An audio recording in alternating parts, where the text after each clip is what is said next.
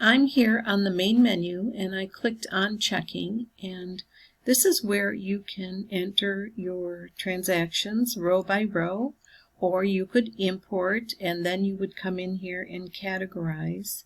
And if you enter in your subcategory first, the category will automatically enter here.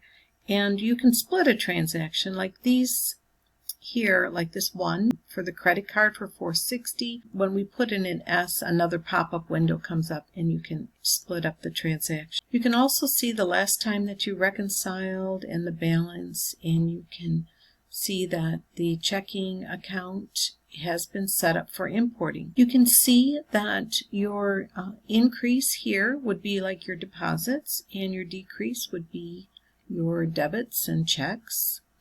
Now you can also make journal entries here in accounts, and if you stopped splitting and didn't finish, you can resume your split here. You can generate a PDF of the account, and there are instructions here.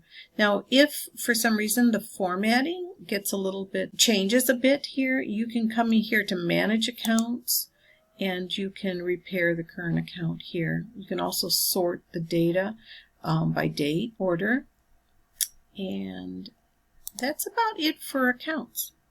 Thanks for watching.